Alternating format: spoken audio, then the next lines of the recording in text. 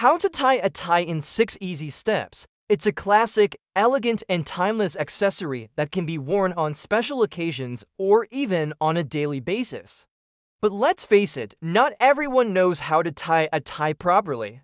That is why in this video, I am going to teach you how to tie a tie in 6 easy steps.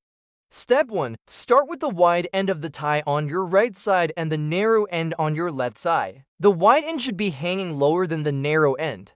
Step 2. Cross the wide end over the narrow end to form an X shape. Step 3. Take the wide end and loop it up and over the narrow end, pulling it tight. This will create a knot. Step 4. Now take the wide end and pass it down between the 2 loops that are closest to you. Be careful not to pull too tight. Step 5. Take the wide end and pass it over the top of the 2 loops that are closest to you. Step 6. Repeat step 5 one more time, passing the wide end over the top of the 2 loops. And then tuck the wide end into the small opening that is created. You should have a nice symmetrical tie knot. And there you have it, a quick and easy way to tie a tie. Practice makes perfect, so don't get discouraged if it takes you a few tries to get it right. And remember, the wider the tie, the more fabric you'll have to work with, making it easier to tie. Now that you know how to tie a tie, let me show you how to put it on. Start by putting the narrow end of the tie around your neck.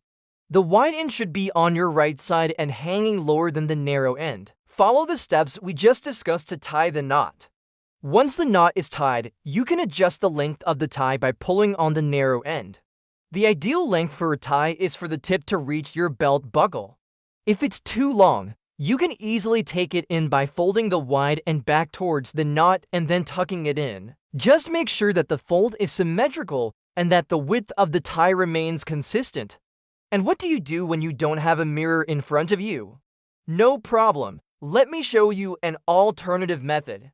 Start by tying a loose knot. Don't worry about symmetry at this point. Once you have a rough idea of where the center of the tie is, you can adjust accordingly. To find the center of the tie, fold it in half lengthwise and then open it up. The middle section represents the center of the tie. From here, you can easily adjust the length and symmetry of each side to get the perfect fit. And there you have it, you're now a tie-tying pro.